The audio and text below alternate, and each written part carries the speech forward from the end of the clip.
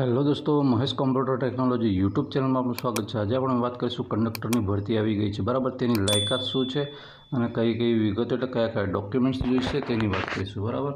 તો આપણે આ નોટિફિકેશન જોઈ રહ્યા છીએ। હવે આપણે અહીંયાથી કુલ કંડક્ટરની વેકેન્સી કેટલી છે, તો કુલ કંડક્ટરની વેકેન્સી 571 જેટલી છે, બરાબર। આ કક્ષાનું નામ કંડક્ટર છે। 5 વર્ષ માટે તમને ફિક્સ પગાર 26,000 મળશે, બરાબર। ઓનલાઈન કરવાનો સમયગાળો 26/16થી ચાલુ થઈ ગયો છે અને પહેલી થી 10મા મહિનાની પહેલી તારીખ છેલ્લો દિવસ છે, બરાબર। અને તમારે ઓનલાઈન ફી કે ગમે તે ભરવાનું હોય તો એ પ્રોસેસ છે એના માટેની ત્રીજી તારીખ તમને આપી દેવામાં આવી છે, છેલ્લામાં છેલ્લી। એના પછી એ લેવામાં આવશે નહીં, બરાબર। પણ આપણે તમે આ ફોર્મ ઓનલાઈન કરશો એની પહેલાં તમારે કઈ કઈ ચીજ વસ્તુની જરૂર પડશે તો એની જરા તમને સમજ પાડી દઉં। હવે અહીંયા આ જે ભરતી છે એ કોના માટે છે એ વાત કરી દો। તો આ ભરતી છે સ્પેશિયલ દિવ્યાંગ ઉમેદવાર મિત્રો છે તેના માટે છે।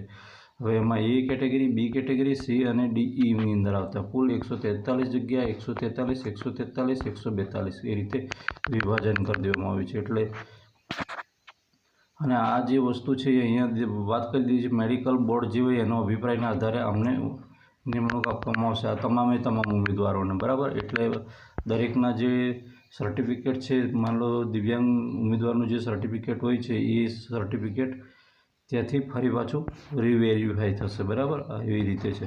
હવે એની પહેલાં તમારે એક એક્ઝામ પણ આપવાની રહે છે, પણ સૌપ્રથમ વાત કરીએ કે તમારે ફોર્મ ભરતા પહેલાં કઈ વસ્તુની જરૂર પડશે તેની વાત કરી દઈએ। તો અહીંયા તમારે લઘુત્તમ લાયકાત છે, બરાબર। લઘુત્તમ લાયકાત તમે 12 પાસ થયેલા હોવા જોઈએ। 12માની ઉપરથી પછી ગમે તેટલી ડિગ્રી એ બધું એક્સ્ટ્રા મેરિટમાં ગણતરી થાય છે, હા મિત્રો। એના આધારે હોલ ટિકિટ નીકળતી હોય છે। વય મર્યાદાની વાત કરવામાં આવી છે તો 18થી 33 વર્ષ સુધીની ગણવામાં આવી છે અને ઉપલી વય મર્યાદામાં એમને છૂટછાટ છે। લાયસન્સ છે, હવે દેખો તમારે જે તે જિલ્લાની અંદર રહેતા હોય ત્યાંથી ગમે તે આરટી ઓફિસમાંથી લાયસન્સ કઢાવી લેવાનું રહેશે। હવે એમાં કંડક્ટરનું જે પ્રાદેશિક વાહન વ્યવહારનું કંડક્ટર માટેનું લાયસન્સ અને બેઝ આ હોવા જરૂરી છે, બરાબર। એ બેઝ નંબરને બધું અંદર નાખવાનું થાય છે।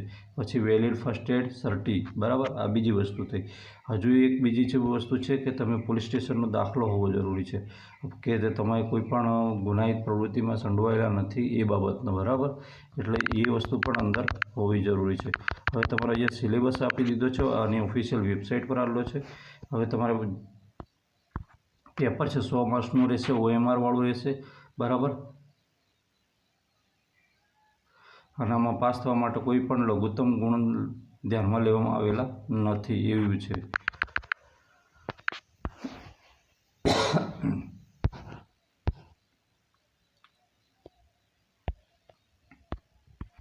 હવે આની અંદર સિલેબસ છે એમાં 20 માર્ક્સનું સામાન્ય જ્ઞાન છે, પછી રોડ સેફ્ટી છે, ગુજરાતી વ્યાકરણ છે, અંગ્રેજી વ્યાકરણ છે, ક્વોન્ટિટેટિવ રિઝનિંગ છે, નિગમને લગતી માહિતી છે, મોટર વ્હીકલ એક્ટની છે અને કમ્પ્યુટરના ઉપયોગી પ્રશ્નો છે, બરાબર। અહીંયા એની વાત કરી દેવામાં આવી છે। પેપર 100 માર્ક્સનું રહેશે। અહીંયા લગભગ તમને OMRની અંદર દેખવા જઈએ તો દરેક જે પ્રશ્ન છે એનો પ્રશ્નની અંદર એક સવાલનો એક જ જવાબ રહેશે, બરાબર। પણ અહીંયા માઇનસ પદ્ધતિ પણ અમલમાં આવેલી છે, એટલે કે 0.25, બરાબર। તમારા 4 ફોટા પડશે તો એકને ઉડાઈ લઈને જતો રહેશે, બરાબર। એટલે તમારે એ કરી દેવાનું રહેશે બચવું હોય તો આ એ છે। અને તમારે તે પોતાનું આઈડી બતાવીને અને તમે પરીક્ષાની અંદર પરીક્ષા આપી શકો છો। આ વિગતો તો તમને ખબર છે। એટલે વાત રહી કે તમારો આનો કુલ અંદાજિત ખર્ચ દેખવા જઈએ તો કુલ તમારો ખર્ચ અહીંયા ઇઝીથી 1500 જેવો થઈ શકે છે। વધુમાં વધુ થઈ જાય તો અહીંયા પાછળ એક મીંડું પણ જોડાઈ જાય, એમાં કંઈ નક્કી નહીં। ઓકે મિત્રો, વિડીયો ગમે તો વિડીયોને લાઇક કરજો, ચેનલ પર ન હોય તો ચેનલ સબસ્ક્રાઈબ કરવાનું બિલકુલ નહીં ભૂલતા। ફરી મળીશું આવી જ માહિતી સાથે, ત્યાં સુધી રજા આપો। જય હિન્દ।